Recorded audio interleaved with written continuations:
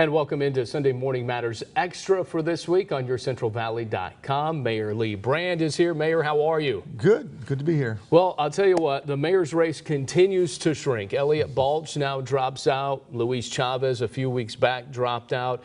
So it's a two-horse race at this point, as you know. I always say Chief Jerry Dyer, but obviously in October he's just going to be Jerry Dyer. And then Andrew Jans, the Fresno County prosecutor. Why do you think Elliot Balch and Luis Chavez had dropped out so early?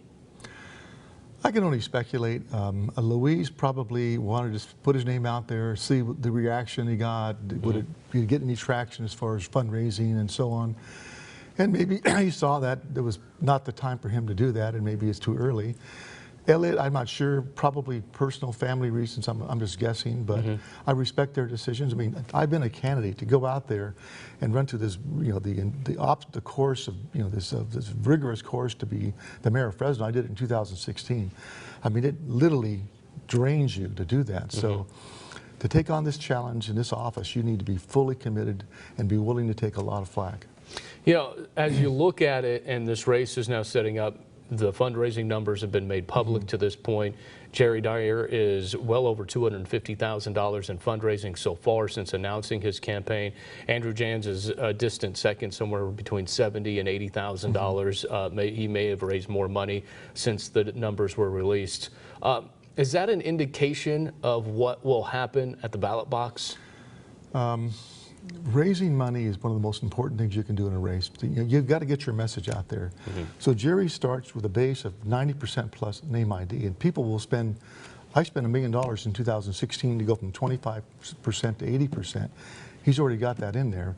So if Jerry can raise $1 million, which I believe he's capable of doing, it'll be really hard for Andrew to compete with that. If he, he's getting primarily out-of-town money, about 80%, in small increments of $100, $200, $500. When you're getting all these $4,700 checks, it's really difficult to get that together and get your message out and define who you are. And it's going to be a challenge. Again, you never know how it's going to turn out, but I think it's going to be hard for Andrew to match Jerry on the fundraising side of it. You haven't put your name to anybody, any candidate yet. And we talked about this a few weeks ago, and you still have a little bit of pot of money that you can divvy up however you choose to do so.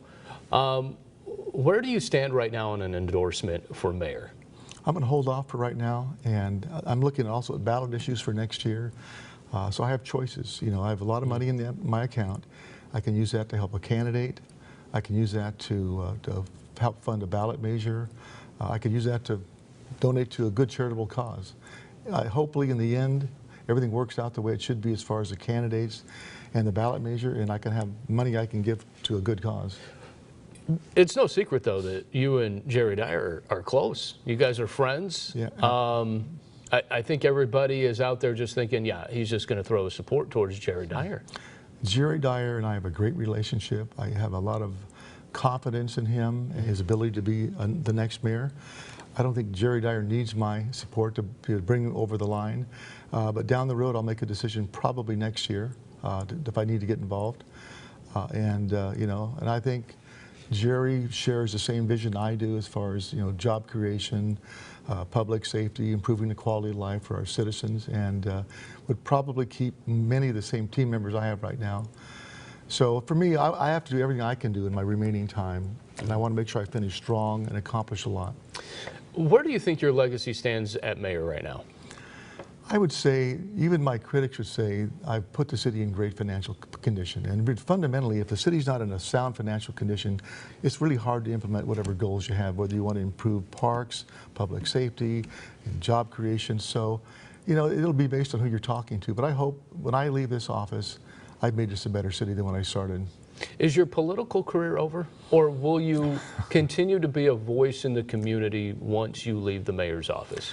I've been 8 years as a council member, but will be 4 years as the mayor, and actually 5 or 6 years on the planning commission. So to me, this is the last office. And even if I did a second term, there was never any goal to ever get beyond the mayor. So likely, when I finish in 2020, I'm a private citizen. I may have my own opinions on that, and I might vocalize those, but I will be strictly done with politics.